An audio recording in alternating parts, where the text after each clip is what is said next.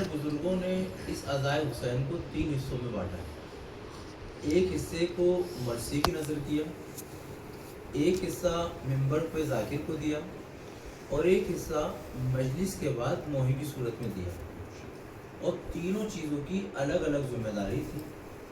اور یہ میں گفتگو کروں گا، بعد مجلس آپ اس کا سوال کر سکتے ہیں مولانا کہاں سے کیسے کیوں پڑی۔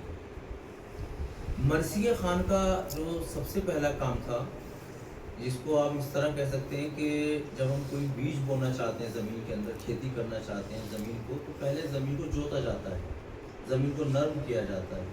تو مرثیہ خان کو نسبت دی گئی ہے اس ہل کے معنی، اس ٹریکٹر کے معنی، زمین جوتنے کے معنی، اس زمین کو اس طرح جوت دے کہ خطیب ممبر پر آنے کے بعد جو بیج ڈالے اور وہ اس بیج سے جب پودا بن کے نکلے تو یہ کام ماتھم کی صورت میں ادا ہو کہ وہ مقصد پورا واضح ہو جائے۔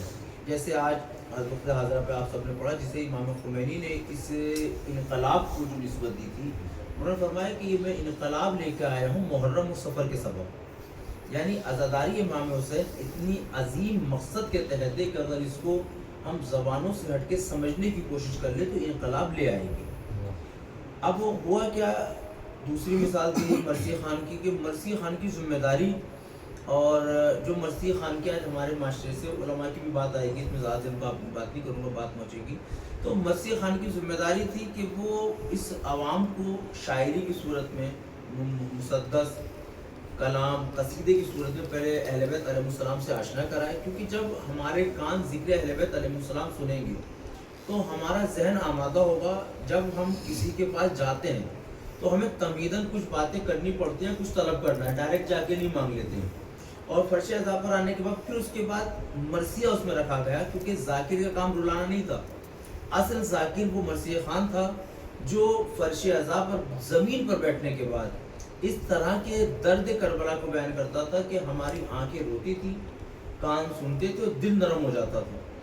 پھر ذمہ داری ممبر پر آنے والے خطیب کی تھی کہ جو یہ مجمع آدھے گھنٹے سے 45 منٹ سے بیٹھنے کے بعد تلاوت قرآن سے اہل بیت علیہ السلام کے فضائل میں خوش ہو چکا تھا، آنکھیں اس کی رو کے گناہوں سے پاک ہو چکی تھی، اب ممبر پر ذاکر آنے کے بعد تاریخ اسلام کو حق و حقانیت کے ساتھ اس طریقے سے سنائے کہ یہ جو مجمع بالکل تیار بیٹھا ہے، اس میں جوش و جذبہ اٹھ کے آ جائے کہ اب مجلس کے بعد اگر یہ اپنے سامنے کوئی ظلم ہوتا دیکھے تو اس مظلوم کے ساتھ کھڑا ہوتا نظر آ جائے، اگر یہ کسی ضرورت مند کو دیکھے تو ضرورت مند کی مدد کرتا نظر آ جائے، اگر یہ دیکھتا نظر آ رہا ہو کہ اب میری ضرورت یہاں پر ہے تو یہ کہہ کے نہ چلا جائے کہ میرا کون سا بگڑ رہا ہے، کیونکہ امیر المومنین علیہ السلام نے جو حدیث میں ارشاد فرمایا، معاشرے میں برائی برے لوگوں کی وجہ سے نہیں پھیلتی، اچھے لوگوں کی خاموشی معاشرے میں برائی کو جنم دے دیتی ہے۔ ایک سلوات پڑھیے مل کے محمد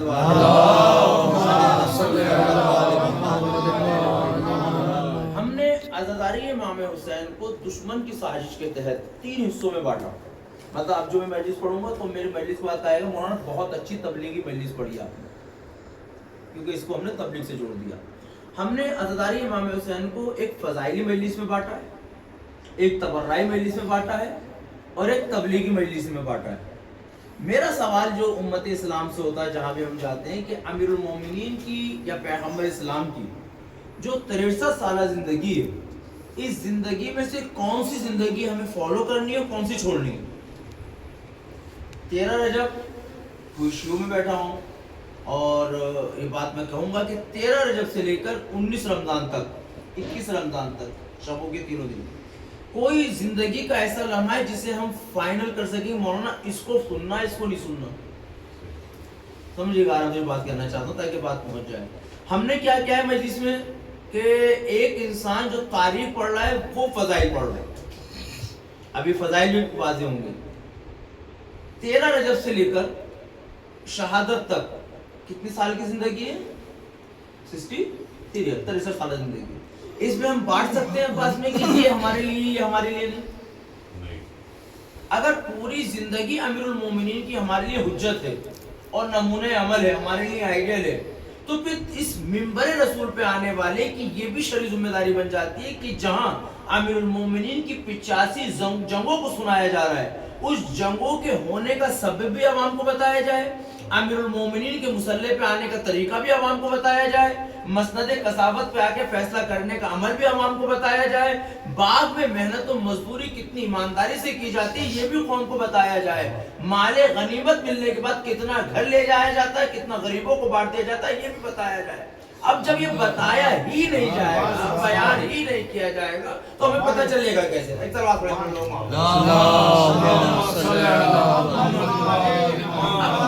اب ہوا کیا؟ دیکھیں بات سمجھنے کی کوشش کیجیے، فضائل اہل بیت علیہ السلام ہے کیا؟ ہم نے یہ سمجھا کہ امیر المومنین جو میدان جنگ میں تلوار چلاتے ہیں یہ ہمیں سننی ہے۔ ہم ابھی علی گڑھ مجلس پڑھ رہے تھے، ایک سوال آیا اس طرح کہ مولانا تھوڑا سا ادب بھی پڑھ دیجیے۔ ہم نے کہا کہ ہمارے معاشرے کو تقریباً بچپن سے جنگیں سن رہے ہیں، جنگ سننی چاہیے، جنگ بہت ضروری ہے۔ آج بھی ایران کی جنگ میں خیبر کے نعرے لگ رہے ہیں، تاریخ سننی چاہیے۔ لیکن یہ اتنی جنگیں سننے کے بعد اگر ہمیں جنگوں کے نام بھی یاد نہ ہوں، آئیے اب بات کرتے ہیں تاکہ آپ تک بات ہو جائے، سب ایجوکیشن سے تعلق رکھتے ہیں۔ مجلس ہماری تقریباً میں 1 گھنٹہ پڑھوں لیکن 1 گھنٹے کی مجلس ہوتی ہے۔ یہ ذاکر جو ممبر پاتا ہے یہ مجلس نہیں ہے، مرثیے سے لے کر مسائل تک اور مسائل کے بعد موقع تک مجلس کا حصہ ہے۔ اب آپ معاشرے میں دیکھیے گا جہاں بھی آپ جائیے گا، ہم نے مرثیے کو ختم کر دیا بالکل۔ ہم مرثیے میں آ کے فرش ادا پہ نہیں بیٹھیں گے۔ نوحہ جب ہوگا تو ہمارے تصور میں ہے کہ جوان ماتم کریں گے، ہم بوڑھے چلے جائیں گے۔ یہ بالکل حقیقت ہے۔ نعیم صاحب قبلہ کہتے تھے کہ یہ مرثیہ اگر مجلس کا حصہ ہے تو اس کو نکال دیا جائے۔ ماتم بوڑھے سے ہوتے ہیں، ہمیں کرنا نہیں ہے۔ پھر حبیب ابن مظاہر کہاں ہے؟ جناب حمزہ کا تصور کہاں ہے؟ اب سمجھیے کہ بات جو آپ کہنا چاہتا ہوں، ہمیں صرف ذاکر کی بات سننی ہے، سن کے چلے جانا ہے۔ اس کے علاوہ نہ آپ کی طرف سے کبھی سوال ہوگا نہ ذاکر کی طرف سے کبھی سوال ہوتا ہے۔ اس میں ایک چیز کہتی جاتی ہے، بڑے پیارے اچھے ڈھنگ سے کہی جاتی ہے، مولوی کو احترام تھی کہ احترام کرتی ہے قوم، بے پناہ احترام کرتی ہے۔ مرحوم ممتاز صاحب امام اعلیٰ فرماتے تھے بھائی قوم داماد سے زیادہ احترام کرتی ہے، ظاہر طریقے سے۔ اب تو اس میں ہم نے ان سے کہا مکہ مدینہ بالکل داماد کی طرح احترام کرتی ہے کہ سامنے بہت اچھے اور پیچھے جو بھی ہو جائے۔ ایک سلوات پڑھ مل کے اللہم صلی علی محمد۔ اب اس چیز کو ہم سمجھتے ہیں فضائل اہل بیت کو۔ اس مجلس کے اندر ہم کہتے ہیں کہ ہم ذاکر سے سوال نہیں کرتے۔ اسلام کی بنیاد ہے فاسألوا اہل الذکر ان کنتم لا تعلمون۔ اگر آج آپ میں سے کوئی مجھ سے سوال کرے گا تو منو بھائی ناراض ہو جائیں گے، یار ہمارے ہم نے مولانا کو بلایا، ہمارے تعلق یہ ہوتا ہے ہمارے مسجد میں۔ اور پھر دوسرا جواب ہماری قوم بڑی آسانی سے دیتی ہے، مولانا ہم احترام میں خاموش ہیں۔ غلط ہوتا دیکھ رہے ہیں مگر احترام میں خاموش ہیں۔ ابھی بچے ہمارے سامنے بیٹھے ہیں، اللہ اس کو کامیابی کرے، ہائی اسکول کے ایگزام دی، ہمارے بچے نے سب کو کامیابی کرے۔ بیٹا مغرب کی کتنی رکعت نماز ہے؟ 3 رکعت۔ عشاء کی 4 رکعت نماز ہے۔ ہم نے بھی باب الموخلا میں جماعت سے نماز سے پڑھی، بھائی نے بھی پڑھی ہوئی۔ اگر پیش نماز تیسری رکعت پہ عشاء کی سلام پڑھنے لگے تو پیچھے والوں کا کیا فریضہ ہوتا ہے؟ کیا عمل دیکھا ہے آپ نے معاشرے میں؟ پیچھے سے لقمہ دیا جاتا ہے۔ کبھی ایسا ہوا ہے کہ لقمہ دینے کے بعد جب پیش نماز کی 4تھی رکعت پڑھائی ہو تو نماز تمام ہوتی پیچھے مڑ کے کہا کہ آج کس نے ٹوکا تھا مجھے؟ دیکھیں ذہن پہ بات پہنچی، کبھی ہوا؟ آج تک نہیں دیکھا ہوگا۔ اچھا انجمن کے صدر کھڑے ہوں، ہمارے بلائے ہوئے مولوی کو آپ نے ٹوک دیا۔ اچھا ٹوکنے کے بھی آداب تھے، کوئی گندا لفظ استعمال نہیں کر سکتے، آپ اپنا لفظ استعمال نہیں کر سکتے، تہذیب تھی۔ میں نے اس عوام سے پوچھا کہ ہمارے پاس 2 عبادت خانے کے ساتھ 2 عبادت خانے اس قوم کے پاس، ایک مسجد اور ایک امام بارگاہ، 2 عالم ہے ہمارے پاس، ایک ممبر پہ آنے والا، ایک محراب پہ کھڑے ہونے والا۔ دونوں کے شرائط تھے، یہ چیزیں نہیں پڑھی جاتی جو میں پڑھ رہا ہوں آپ کے سامنے۔ ممبر پر آنے کے بھی شرائط تھے، محراب پہ آنے کے بھی شرائط ہیں، اس کے آج بھی ہیں۔ جب ہم محراب پہ کسی کو لاتے ہیں تو دیکھتے ہیں کہ اس کی قرأت ہے یا نہیں، اس کا علم کتنا ہے، شیعہ اشنا شریع ہے یا نہیں، یہ چیزیں چیک ہوتی نہیں ہوتی بھائی۔ ممبر پر لانے میں اب کیا ہے، صرف تعلقات، پرسنالٹی کیا ہے، تعلقات کیسے، وہ ایک الگ چیز ہے۔ اس کے علاوہ جو کہ ممبر جب ہو، جب فضائل اہل بیت بیان ہو، اور یہ فضائل ہے میں پڑھ رہا ہوں، میں بھی آپ کو ثابت کروں گا۔ اب ممبر پر لانے والے کوئی شرائط نہیں رہ گئے، جبکہ مصلی پہ نماز پڑھانے والا اپنی قوم کو ریپرزینٹ کر رہا ہے اپنی قوم کے درمیان، غیر قوم آپ کے پیچھے نماز نہیں پڑھ رہی، لیکن جو ممبر پر آ کے بیٹھ گئے وہ آپ کا نہیں ہے، وہ ہر قوم کو جو بلایا اس کے سامنے بیان دے رہا ہے۔ اب وہ جو ممبر پہ محراب پہ لانے والا پیش نماز تھا، جب اس نے اشتباہن، جان کچھ کی نہیں کرتا کوئی بھی، 4 رکعت کی جگہ تیسری پہ نماز تمام کرنے لگا تو سب نے ٹوکا، وہاں عزت کہاں گئی مولوی کی، وہاں عالم کا احترام کہاں گیا؟ تو اس کا مطلب یہ ہے کہ یہ تبرک کا اثر ہے، مجلسوں کا صدقہ ہے کہ ہم غلط ہوتا دیکھ کے خاموش نہیں رہ سکتے. شرط یہ ہے کہ ہمیں پتا ہو کہ غلط ہے یہ صحیح ہے، کیونکہ ہمیں نماز کی رکعتیں یاد تھیں، بچپن سے پریکٹس کرتے آئے تھے. ہمارے سامنے 4 کی جگہ تیسری میں تمام ہونے لگی تو ہم نے تبرک کی تاثیر ٹوک کے بتائی. لیکن کیونکہ ہم نے تاریخ اسلام کو بالائے طاق رکھ دیا ہے، کتابیں ہم پڑھتے نہیں ہیں، بزرگوں کے پاس ہم بیٹھتے نہیں ہیں، ہمیں کتابوں کا نہیں پتا کون سا واقعہ کب ہوا، کون سی تاریخ کب ہوئی، کون سی تفسیر کیا ہوئی. تو ذاکر جو پڑھ کے چلا گیا ہم نے خاموشی اختیار کر لی اور اسی کے کاندھے پہ بندوق رکھ کے کہہ دیا میں احتراماً خاموش ہیں. کربلا والے احتراماً خاموش رہنا نہیں سکھاتے. تاریخ گواہ ہے، اگر ممبر سے غلط بیانی سے کام ہوا تو بچوں نے ٹوک کے بتایا کیا ہوا. یہ ہے کربلا، یہ ہے تاریخ. ایک سوال پڑھے ملو کے محمد ہمارے یہاں ذاکر سے سوال جواب نہیں ہے، وہ جو بھی پڑھ جائے کوئی بات نہیں، آپس میں ڈسکس کرتے ہیں. اچھا پھر ڈسکس کرتے ہیں ہم اس سے جو دوسرا خطیب آیا ہے، مولانا عمران پڑھ کے جائیں گے، ان سے بات نہیں ہوگی. کیونکہ اب مولوی کو برا لگتا ہے، جب کو برا نہیں لگنا چاہیے، مولوی کو برا لگتا ہے اگر سوال. اچھا تم کتنے پڑھے لکھے ہو بھائی، تم کہاں سے پڑھے لکھے ہوتے کہ میٹر چھوڑو آپ کتنے پڑھے لکھے ہو. آپ جس پوسٹ پر جس ممبر پر آئے تو آپ قوم کو پیش کرنے کے لیے آئے. جیسے کلاس کا ایک ٹیچر، اب میں نے جو بات کی نا کہ فضائل اہل بیت، یعنی ایک بچہ ہے اسکول میں جاتا ہے، ہم بھی بچپن سے پڑھے ہیں لیکن ہمارے زمانے میں شاید پلے اسکول وغیرہ نہیں ہوتا تھا، 84 کی پیدائش ہے، اس ٹائم نہیں ہوتا تھا. یہ تو اب ماں باپ پڑھ لکھ گئے زیادہ ہم لوگ معاشرے میں، تو بچے کی ہیلتھ سے کھلواڑ کرنے کے لیے تیسرے سال میں اسکول پر، دوسرے سال میں ہی اسکول میں ڈالنے کی کوشش ہوتی ہے کیونکہ ذہن غلام ہو چکا ہے. ورنہ اسلامی اعتبار سے تو امیر المومنین نے زندگی کے 4 حصوں میں ڈیوائیڈ کیا ہے. 7 سال تک تو انہیں بادشاہ بنا کے رکھنا ہے، 7 سے 14 میں آپ کو انہیں غلام بنا کے رکھنا ہے، 14 سے لے کے 21 تک دوست بنا کے رکھنا ہے، 21 میں مالک بنانا ہے. وہ ایک الگ پیسے آپ پڑھ لیجیے گا، اس کو جا کے دیکھ لیجیے گا میرے انسٹاگرام پیج وغیرہ پہ، یہ چیزیں مل جائیں گی آپ کو. اب ہوا کیا، ہمیں جس طالب علم کو جس کو اسکول میں اپنے بچوں کو بھیجا، بچے نے نرسری سے ایک چیز پڑھی، ایف اور ایپل. عباس بھائی ہمارا بچہ ہائی اسکول میں ہے، ہائی اسکول تک ایپ اور ایپل پڑھایا جائے تو کوئی غلط ہے؟ ایپ اور ایپل ہے، لیکن اگر یہی پہلی والی کتاب اس کو زندگی 10ویں تک پڑھائی جائے تو آپ کیا کہیں گے؟ اس میں سوچنے کی، تھوڑا سا وچار کرنے کی ضرورت ہے. ٹیچر غلط نہیں کر رہا ہے، لیکن غلط اس معنی میں کر رہا ہے کہ آپ نے جب اس کو بچپن میں پڑھا دیا، اب اس کو ایپ اور ایپل نہ پڑھاؤ بھائی. اب اس کو بتاؤ کہ یہ بنا کیسے، اس کی تخلیق کیسے ہوئی، اس میں کون کون سی کوالٹیز پائی جاتی ہیں، کتنے دن رکھا رہے گا، کب خراب ہو جائے گا، کیسے بنے گا. یہی تاریخ اسلام کے ساتھ تھا. ہمارا جتنے خطیب آئے، جتنی مجلس آئی، جتنی باتیں ہوئی، ہم نے چند جملے لے لیے، 40 جملوں سے زیادہ نہیں ہے، 40 نقطے پوری شیعت کے پاس ہیں، جن نقطوں پہ پوری مجلس ختم ہو جاتی ہے.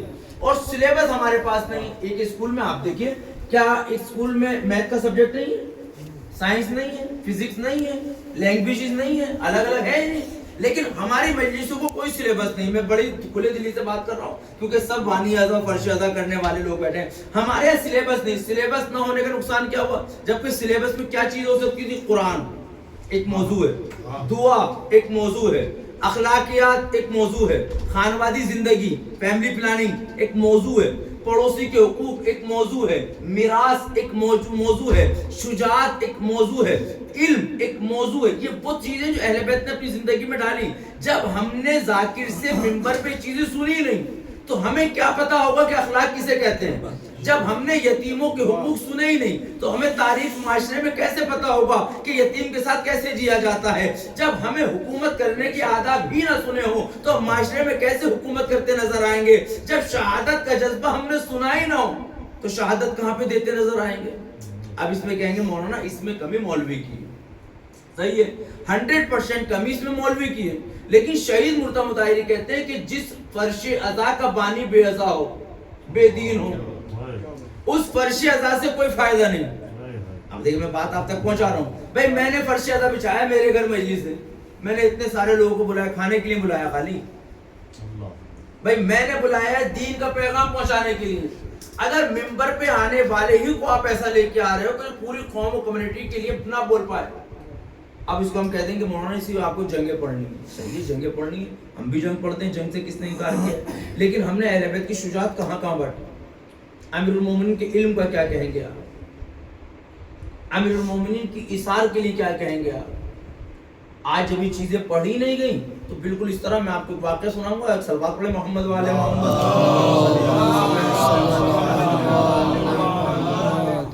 امیر المومنین کی زندگی کا کوئی بھی لمحہ آپ شجاعت سے خالی نہیں دکھا سکتے. سب تحمل، کاروبار میں محنت، کسی بھی کوشش میں چلے جائیں. اب یہ جو اہل بیت نے زندگی گزاری ہے یہ ایسے آئیڈیل ہے یا نہیں؟ یہ نمونہ عمل ہے یا نہیں ہمارے لیے؟ لقد کان لکم فی رسول اللہ اسوۃ حسنہ، ہم نے نبی کی سیرت کو تمہارے لیے نمونہ عمل قرار دیا ہے. جو قرآن کی آیت ہے جو میں نے پڑھی، جس وقت پیغمبر اسلام نے اعلان رسالت کیا ان کی عمر ہے 40 سال. 40 سال تک نبی رہے کافروں کے بیچ، مشرکین کے بیچ، یہودیوں کے بیچ، عیسائیوں کے بیچ. یہ میں جملہ اس لیے دہرا رہا ہوں کیونکہ آج ہماری پڑھی لکھی قوم کا ایک شکوہ سا آتا ہے کہ مولانا ماحول بہت خراب ہے، سوسائٹی ہم کچھ کر نہیں سکتے. پھر اسلام کی طاقت کہاں گئی آپ کی؟ نبی نے 40 برس گروہ کے بیچ میں رہ کر ان کا سر قبول نہیں کرا، اپنا سر دیا. دیکھیں پریکٹیکل بات آ رہی ہے. نبی معاذ اللہ کیا نبی کی ذات پر ماحول کا اثر ہوا؟ لیکن نبی کی ذات کا اثر ماحول پہ گیا. جب نبی کی ذات کا اثر ماحول پہ گیا تو یہودی جو پہلے سے جانتے تھے کہ ایک پیغمبر آئے گا جو ہمارے دین کو ختم کرے گا. دین اللہ کو ختم نہیں کرے گا، اللہ کے دین کو. اللہ کا دین نہیں، اللہ کی کتاب تو انہوں نے بدل دی. عیسائی جانتے تھے کہ ہمیں خطرہ ہے ان سے. انہوں نے سازش یہ رکھی کہ جیسے پیغمبر نے اعلان اسلام کیا، اسلام کے مسلمانوں کو کمزور کرنے کے لیے کچھ لوگوں کو اسلام کا لباس اڑا کے معاشرے میں لا دیا اور انہوں نے کلمہ پڑھ لیا. اور ظاہری طور پر کلمہ پڑھنے کے بعد منور صاحب انہوں نے کہا اب دین کو ہم برباد کریں گے. بھائی ایک آدمی سامنے سے آپ کو اٹیک کرتا ہے آپ کو معلوم ہے، لیکن گھر کا یہ آدمی ہو تو آپ کیا کر لیں گے؟ فتح مکہ ہوئی، پیغمبر اسلام تاریخ اسلام میں فتح مکہ کے بعد کیا اعلان کیا؟ جب ابو سفیان نے دیکھا کہ سب اب دین جیت رہا ہے، اسلام جیتا ہے، نبی نے کیا اعلان کیا؟ آج 3 لوگوں کو امان ہے، امن میں سکون سے رہیں گے. کون کون؟ جو مسجد میں خانہ کعبہ میں آ جائے، یا حذیفہ کے گھر آ جائیں، یا ابو سفیان کے گھر چلے جائیں. تاریخ اسلام ہے. یہ نبی کی کتنی بڑی سیاست والا جملہ تھا. نبی نے پہلے ہی دن واضح کر دیا کہ اللہ والا کون ہے اور ابو سفیان والا کون ہے. بھئی جب آپ دین اختیار کر چکے ہو تو چلو نا خانہ کعبہ کی طرف. اب آپ نبی کی طرف چلو، لیکن نبی اور خانہ کعبہ کی طرف نہیں آ رہی. یہ وہاں جا کے بتا رہے ہیں کہ ہمارا مزاج یہ ہے. اب یہ جو بات میں نے آپ سے کہی، جب یہودی اور عیسائی کمیونٹی نے بات دیکھی، بہت آرام سے سنیے گا، جب یہودی اور عیسائی کمیونٹی نے دیکھا کہ نبی کا دین اگر پھیل گیا، میگنیٹک طاقت رکھتا تھا، مقناطیسی طاقت رکھتا تھا نبی کا کردار، تو انہوں نے اسلام کو برباد کرنے کے لیے کچھ لوگوں کو اسلام کا لبادہ اڑایا، اور لبادہ اڑانے کے بعد اب اسلام میں داخل کیا. اب کیسے داخل کیا وہ سنیے آپ. حضرت علی علیہ السلام کی کتنی سال کی زندگی ہے؟ میرے ذہن سے نکل رہا ہے 63 سال زندگی. 25 برس زندگی وہ جو وفات رسول کے بعد ہے، اور اس 25 برس کی زندگی میں 4.5 سال کی خلافت کا دور ہے امیر المومنین. سیریا شام جسے ہم کہتے ہیں، وہ اس زمانے میں بزنس ہب تھا. جیسے شاید جیسے ملیشیا ٹائپ سمجھ لیے، بمبے سمجھ لیے، مارکیٹ، پوری دنیا کا آدمی تاجر وہاں پہ جایا کرتا تھا. امیر المومنین کی شہادت کے بعد وہ وہاں کے لوگ کہتے ہیں کہ علی نماز بھی پڑھتے تھے. یہ آپ نے خطیبوں سے سنا ہے. لیکن ایک لمحے کو سوچیے کہ میڈیا میں اگر اپنے آدمی نہ ہو، جو اب ساحل صاحب آ چکے میں بات کہہ سکتا ہوں، اگر حق بولنے والے آدمی نہ ہو تو بات کہاں تک ہوتی ہے. یہ ان لوگوں کا کہنا ہے کہ علی نماز بھی پڑھتے تھے، اس کا مطلب میری سمجھ میں آتا ہے ایک یہ ہو سکتا ہے کہ ابھی تک جو بھی خلافت کے پد پر آیا ہے اس کے لیے نمازی ہونا شرط نہیں تھا، یا انہوں نے پڑھی نہیں. ایک میرے لیے. دوسرا یہ کہ یہ پروپیگنڈا تھا. پروپیگنڈا میں بہت بڑی سازش ہے کہ کس طریقے سے، زیادہ نہیں پڑھوں، بے گھبرائیے مت، کہ ایک ایسی سازش ہوئی تھی. کہاں ہوئی تھی سازش؟ 3 حصوں میں کی گئی تھی. جیسے پیغمبر اسلام کے خلاف سازش ہوئی تھی جادوگر کہہ کر، دیوانہ کہہ کر، شاعر کہہ کر. ایسے امیر المومنین کے خلاف سازش یہ کی گئی تھی کہ صبح امیر شام اپنے گھڑ سواروں کو بھیجا کرتا تھا، وہ بچے جو کھیلنے ہوا کرتے تھے ان سے ان کو انعامات دیتے تھے حکومت کی طرف سے یا ہماری طرف سے. تھوڑی دیر بعد ایک آدمی آتا تھا وہ لوٹ لیتا تھا. اور لوٹتے کہتے تھے آپس میں آتے ہیں چلو مولا علی کو دیں گے. تو بچے کہتے تھے کس کو؟ کہا رسول کا جو بھائی علی ہے اس نے لٹوایا ہے مال. آپ بتائیں دشمنی ہوگی نہیں ہوگی؟ اس کو آپ آج کے دور میں سمجھ سکتے ہیں کہ جتنے بم پھاڑنے والے پیدا ہوتے ہیں, چاہے مسجد میں ٹوپی لگاتے ہوں نہ لگاتے ہوں, چہرے پر ٹوپی لگا کے بٹھایا جاتا ہے انہیں. آپ سوچئے یہ ایک سازش کا حصہ ہوتا ہے کہ اسلام کو بدنام کرنے کے لیے. اب یہ جو بچے بچپنے میں یہ سن چکے ہیں کہ ہمارے ہاتھ سے چھینا گیا ہے, یہ علی کے دوست ہوں گے دشمن ہوں گے؟ سنیے آرام سے میرے.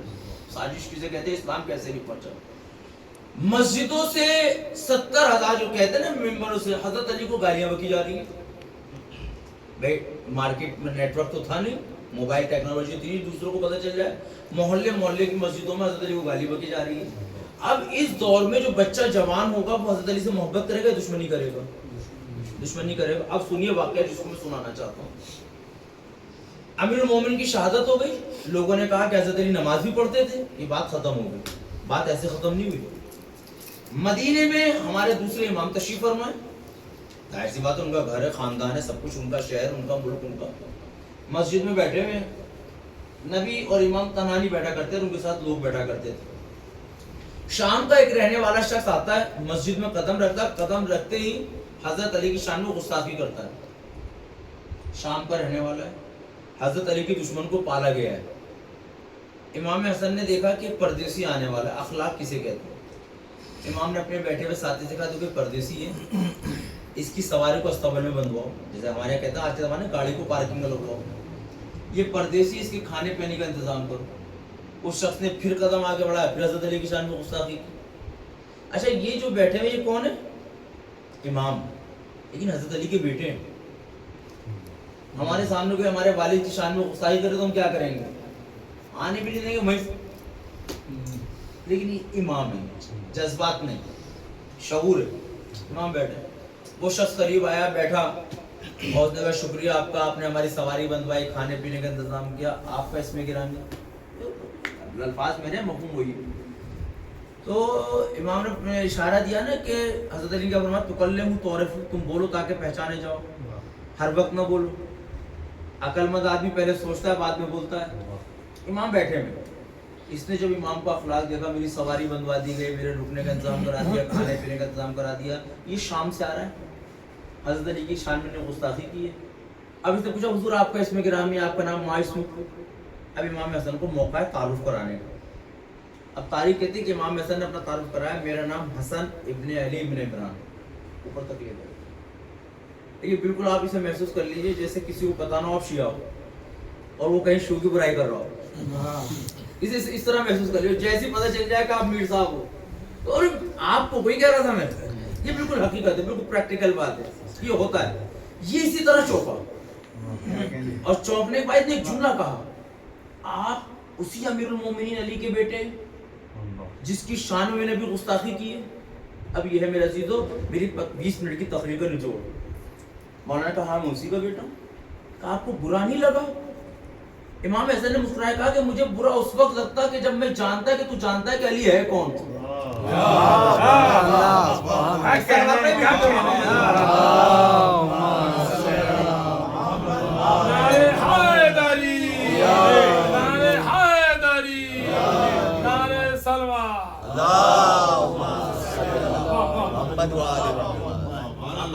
جب مجھے پتا ہوتا کہ تم جانتے ہو کہ علی ہے کون. تو یہ اس چیز کو آج کا اس وقت کا نوجوان محسوس کر سکتا ہے. 1400 سال سے جو تاریخ ہوئی ہے, جو آپ نے ممبروں سے سنی, وہ اتنا اثر نہ دکھا پائی. لیکن اس تاریخ کو پڑھ کر اپنی زندگی میں ایک خامنہ نے اپنی زندگی میں ڈالا.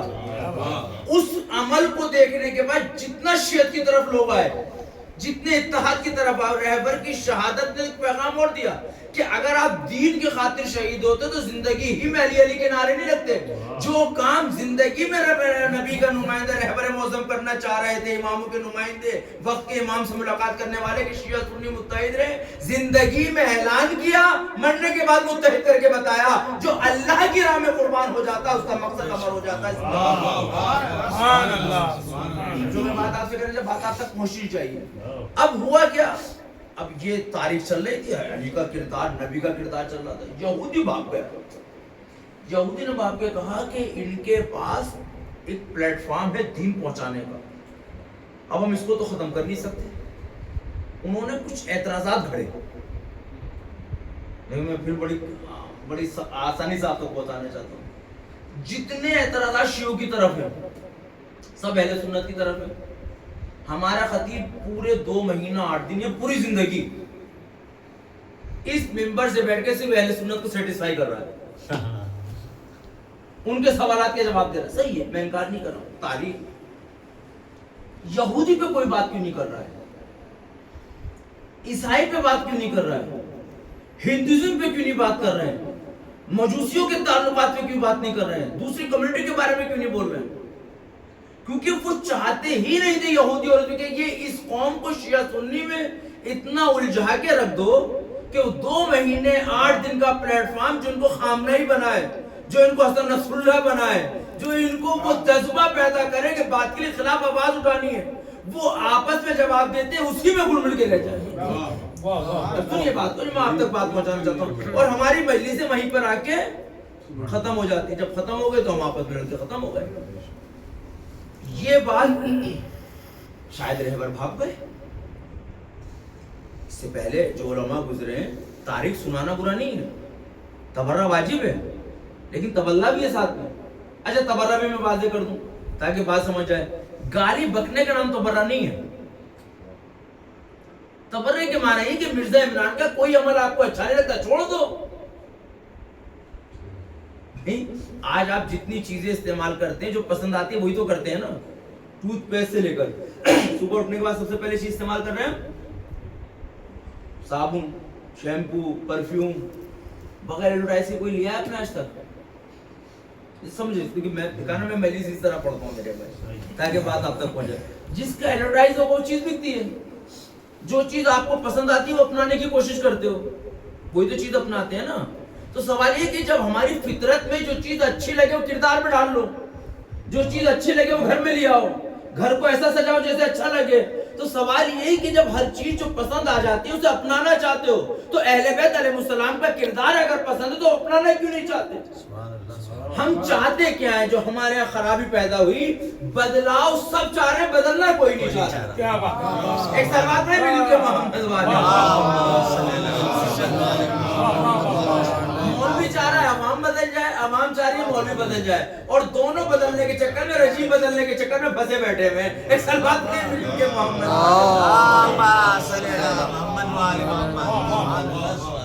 ہم اہل سنت کے پیچھے پڑ گئے. میں نے بتایا بیچارہ مظلوم قوم ہے. میں بھی کہہ رہا تھا بھائی سے ان لوگوں سے شروع میں، وہ مظلوم قوم ہے. جس قوم کو سوال کرنے کی اجازت نہ ہو، جسے وضو کا پتہ نہ ہو، جسے کرتے پہننے کا پتہ نہ ہو، انہیں نہیں پتہ بات ہے. اب ان کو دین پہنچے کیسے؟ آخری بات پھر میں مسائل کی طرف چلا جاؤں. اب ہم دین پہنچائے کیسے؟ اسلام کو وہاں تک پہنچائے کیسے؟ اگر آپ قرآن ان کے سامنے لے کے جاؤ، میں بھی ہندو کی بات کر رہا ہوں، میں ہندو آ کے قرآن لے کے جاتا ہوں، وہ کہے گا بھائی آپ کے دھرم کی معتبر کتاب ہے، آپ کے مذہب کی کتاب ہے، اپنے پاس رکھو. میرے پاس تو میرے مذہب کی کتابیں ہیں نہیں ان کے پاس. آپ اپنے نبی اماموں کو لے کے جاؤ تو کہتے ہیں ہمارے پاس اوتار موجود ہے. ان کے مندروں میں آپ جاؤ گے نہیں، گردواروں کی طرف آپ کی رسائی نہیں، چرچ آپ جانا نہیں چاہتے، ان سے آپ مل نہیں سکتے، کیونکہ ملنے کا مطلب ہے کھانا پینا. اور یہ نازک سی کڑی ہے، کھانے پینے کی وجہ سے ہم تعلقات ختم کر دیا ہم نے، صرف کھانے پینے کی وجہ سے.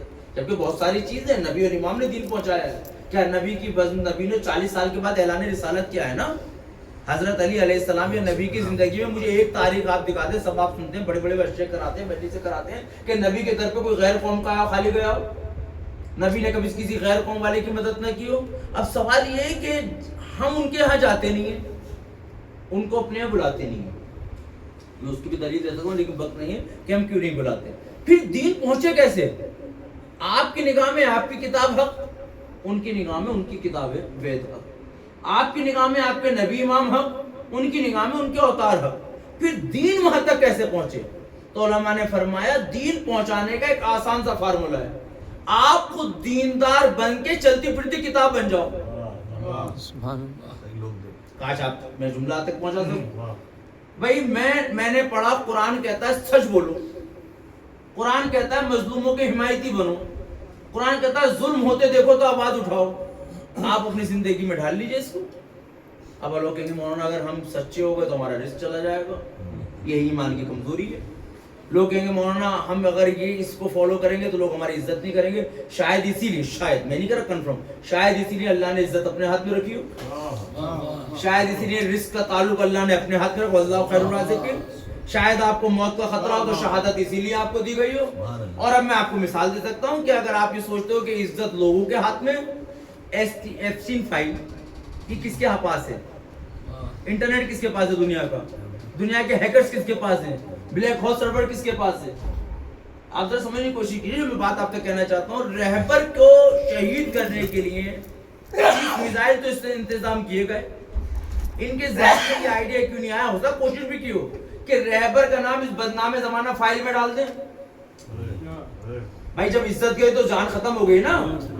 یہ سوچے کہ عزت کس کے ہاتھ میں ہے, یعنی جس کے پاس نظام قدرت تھا وہ چاہتا کر سکتا تھا, لیکن اللہ نے کیونکہ وعدہ کرا عزت میرے ہاتھ میں, تم ہمارے آدمی کو مار تو سکتے ہو, بے عزت نہیں کر سکتے.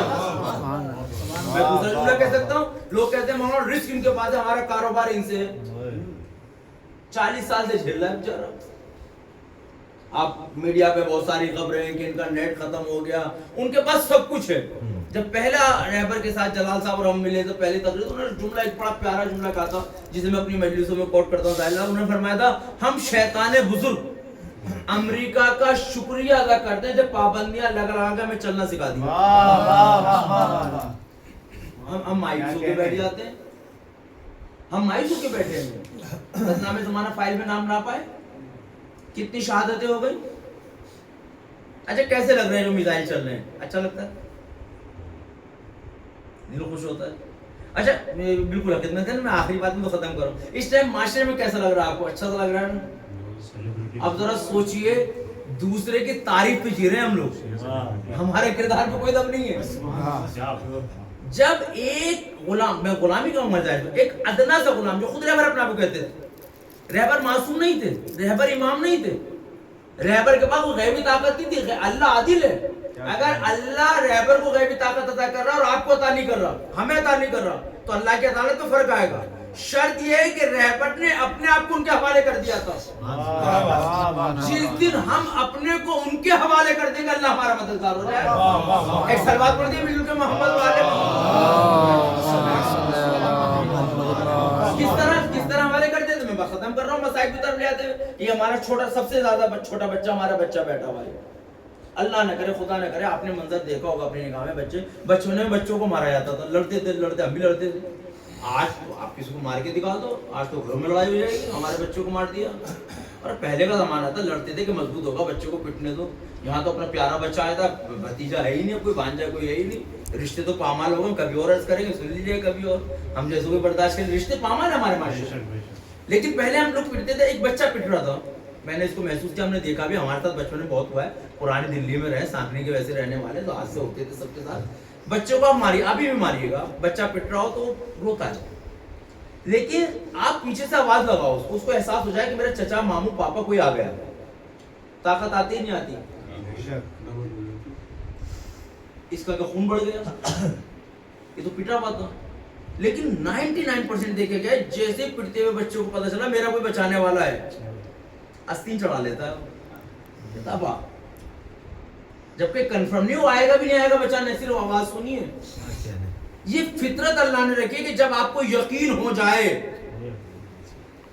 کہ کوئی آپ کے پیچھے ہے,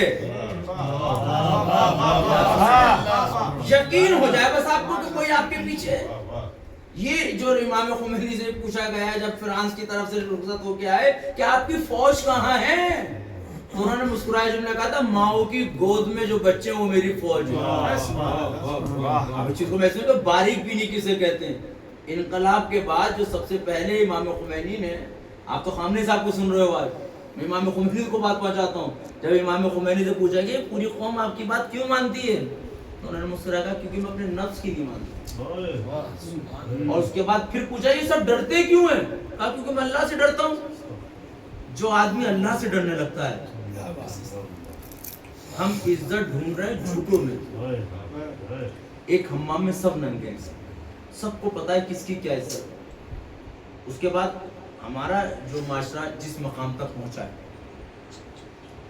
ہمارے عقیدے کمزور ہو گئے. برا نہ مانے کہ میں تو بات کر رہا ہوں، اپنے بھی عقیدے کی بات کر رہا ہوں. بھائی مولوی اگر عوام کو خوش کرنے کے لیے پڑھ رہا تو اس میں تو عقیدہ کمزور ہے. تو اسے معلوم ہے کہ لفافہ ملنا ہے، نذرانہ ملنا، رازق اللہ ہے.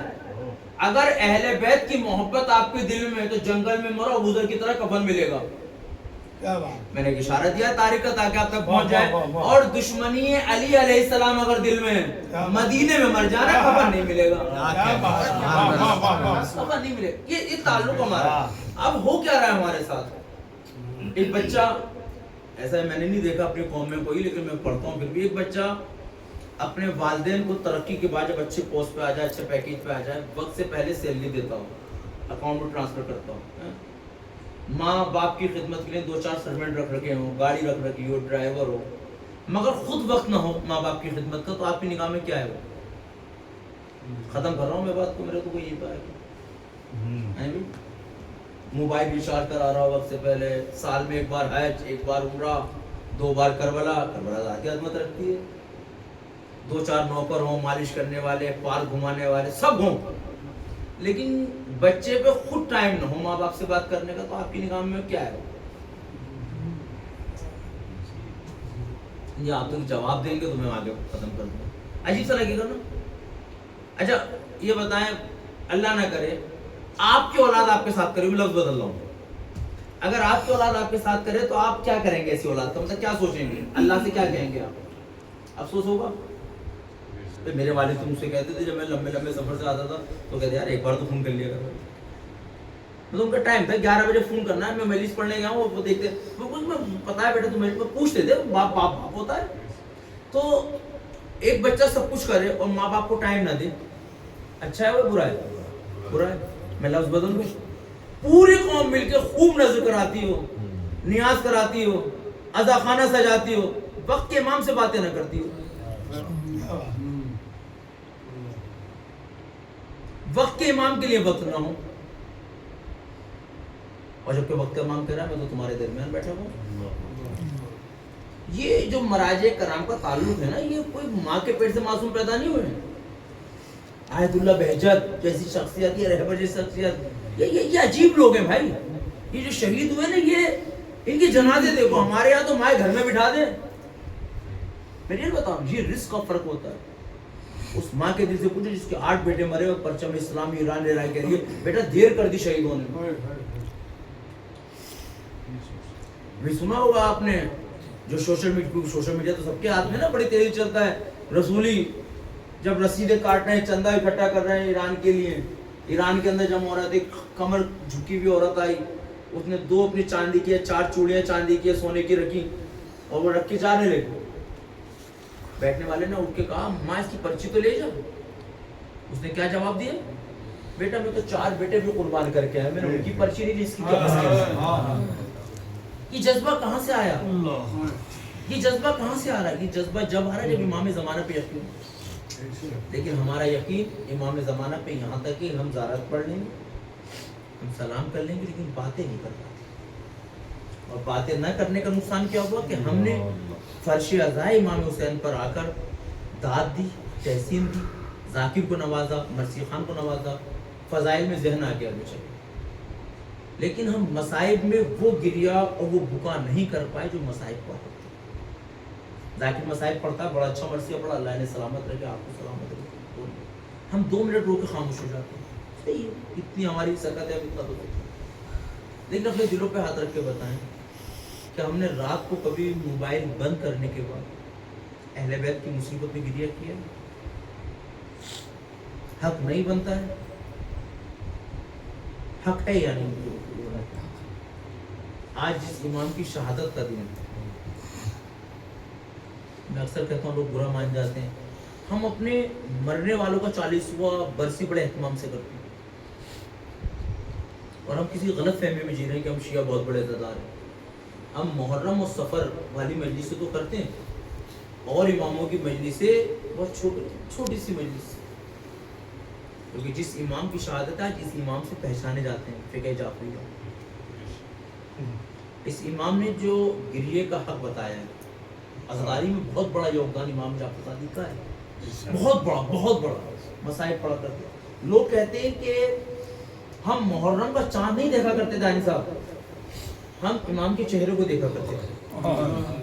محرم کا چاند نمودار ہوا, گریبان چاک ننگے پاؤں اور اس قدر ان کے گھر سے گریے کی آواز آتی تھی, لگتا تھا کہ جنازے ابھی رکھے. امام محرم کا چاند نمودار ہوتی, سب محلے والوں کو جمع کرتے تھے, مصائب پڑھتے, ذاکرین کو نوازا کرتے تھے, نوح خانوں کو نوازا کرتے تھے, شاعروں کو خرچ کیا کرتے تھے, درہم و دینار دیتے تھے, پھر مصائب پڑھتے. اب وہ اسی بڑا قریبی صحابی امام کے, امام نے مصائب پڑھے. آپ سوچو نا جب ایک ذاکر مصائب پڑھتا تو آپ کی آنکھوں سے آنسو نکلتے, جب امام پڑھ رہے ہوں تو کیا ہوتا. اب وسیع نے اپنا رومال نکالا, امام نے کہا تم رو ہی نہیں, آنسو یہ حق ادا نہیں ہو رہا. اس طرح ہمارے جد پہ رو جیسے ماں جوان کے لاٹھی. بابا صاحب میں مصائب نہیں پڑھ رہا ہوں, لیکن یہی میں آپ کو تصور دے رہا ہوں. آپ بستر پہ لیٹو, بستر پہ لیٹے کے بعد کسی ایک شہید کو یاد کرو. رونے کے لیے تو احساس کافی ہے. ایک باپ کے جنازے پہ بیٹی زندہ اور نہ رو پائے, کیا مصائب نہیں؟ رسول کے جنازے پہ بیٹی کو رونے نہیں دیا گیا, علی کے جنازے پہ بیٹے کو رونے نہیں دیا گیا. جناب بی بی فاطمہ کی شہادت کے بعد حسن حسین کھل کے نہیں روئے. تفسیر اس میں اگر آپ پڑھیں گے, کیونکہ وصیت تھی شہزادی کی, میرے جنازے میں محمود شامل نہ ہونے پائے, نام لیے کہ یہ شامل نہ ہو پائے. مدینہ چھوٹی سی جگہ ہے, اگر حسن و حسین تیز آواز میں روتے تو ان تک پتہ چل جاتا گھر میں شہادت ہوئی. اس گھرانے نے تو کبھی رویا ہی نہیں. رسول پہ نہ رو پائے, بی بی فاطمہ پہ نہ رو پائے, حضرت علی پہ نہ رو پائے, حضرت حسن پہ نہ رو پائے, حضرت حسین پہ نہ رو پائے. یہ گھرانہ تو رو ہی نہیں پایا ہے. اور اللہ آپ کو مدینے کی توفیق دے کہ آپ مدینے میں جائیں. جو لوگ جا چکے ہیں میں ایک احساس دلا رہا ہوں آپ کو, یہ شہادت کا دن ہے اور مولا امام جعفر صادق مدینہ منورہ میں جنت البقیع میں دفن ہے. جب آپ روزے رسول کے قریب نمبر آپ پہنچیں گے تو علی بھائی آپ گئے ہوں گے تو آپ وہ محسوس کیجئے گا جہاں جناب فاطمہ کا گھر ہے وہاں سے محراب تک 17 قدم کا فاصلہ نہیں ہے. میں نے گنے ہیں وہ فاصلے, 10 قدم 12 قدم کا فاصلہ ہے. لیکن میں نے روایت میں پڑھا ہے, آپ نے سنا ہوگا لیکن احساس نہیں کیا ہوگا. میں آج احساس کراتا ہوں. امام حسن کا جنازہ گھر سے اٹھا ہے اور یہاں تک آنے میں جنازے پہ اتنے تیر لگ گئے کہ کفن لال ہو گئے. آپ ذرا مصیبت محسوس کیجئے کہ اہل بیت کی مصیبت کیا مشکل مرحلہ ہوگا. تاریخ آپ کو امام جعفر صادق کی تاریخ کہتی ہے کہ ملعون نے کئی بار انہیں شہید کرنے کی کوشش کری, زہر دے کے کوشش کری, خنجر لے کے کوشش, آخر میں گھر میں آگ لگائی.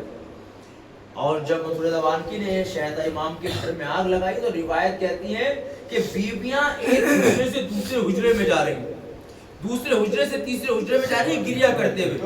اگر میں کہوں گا اے امام جب آپ کی شہادت واقع ہوئی تو آگ لگی, میں نے مانا, مگر آپ کے ساتھ آپ کی بہنیں موجود تھی, آپ کی اولاد موجود تھی, آپ کے بھائی موجود تھے جنہوں نے بڑھ کر سہارا دیا. مگر آئیے ذرا کربلا کا تصور کیجئے, شہادت حسین کے بعد جب خیموں میں آگ لگی ہے تو حمید ابن مسلم کہتا میں نے دیکھا ان جلتے خیموں کے بیچ ایک خاتون ہے جو خیمے میں داخل ہونا چاہتی ہے. میں سوچ رہا تھا ارے اس کا کوئی قیمتی سامان ہے, مگر جب میں نے واپس آ کے دیکھا بیوی ہے جو اپنے پشت میں بیمار کو لائی ہے اور یہ جملہ کہتی نظر آتی ہے میرے لال تیرا بابا مارا گیا, کربلا میں سب شہید کر دیے گئے, اب کوئی ہمارا والی و وارث نہیں. امام آپ کو حکم صادر فرمائیں ہم کس طرح کی زندگی گزاریں. انا للہ و انا الیہ راجعون. اللهم اغفر للمؤمنين والمؤمنات والمسلمين والمسلمات الاحياء منهم والاموات وتاب بيننا وبينهم بالخيرات انك مجيب الدعوات انك على كل شيء قدير. پروردگار ہماری اس عبادت کو قبول فرما. معبود اس مجلس کا جو بھی تو نے ثواب معین کیا ان محرومین کی روح کو اصلاح فرما. ہم سب کو تعلیمات رسول آئے رسول پہ چلنے کی توفیق عنایت فرما. معبود جو امتحانات ہیں اس میں کامیابی عنایت فرما, رزق حلال کمانے کی توفیق عنایت فرما. جو بیمار ہیں شفاء کاملہ عاجلہ عنایت فرما. جو بھی درم دام درم سخن عزائے حسین میں دین میں کام آتے ہیں ان کو نظر بس سے محفوظ فرما، ملک عزیز ہندوستان کی حفاظت فرما، معبود ملک عزیز ایران کو حفاظت فرما، مزارات مقدسہ کی حفاظت فرما، دشمنان اسلام کو نصف نابود فرما، امریکہ اسرائیل کو نصف نابود فرما، وہ ذرائع فراہم فرما کہ جلد سے جلد جناب زینب کے روزے کی حفاظت فرما، مراجع کرام کا سایہ ہمارے سر پر قائم دائم رکھ، مجھے بھی حق بہنے سے کام لینے کی توفیق عنایت فرما، زیادہ دن کا وقت کے امام کی ظلم تاجیر فرما، ہمیں اصلاح بنا کے ان کی اعمال آسان و شمار سے کیا، ربنا تقبل منا انک انت السمیع العلیم۔ آخر میں پھر آپ لوگوں سے معتبانہ گزارش کی ایک بار سورہ الحمد اور 3 بار سورہ کل اطراف فرما کر مرحوم سید نقی نقوی ابن سید دلاور حسین نقوی، مرحومہ سیدہ رفعت سلطانہ بنت سید سلطان علی وکل مومنات کو سب بسم اللہ الرحمن الرحیم، الحمد للہ رب العالمین۔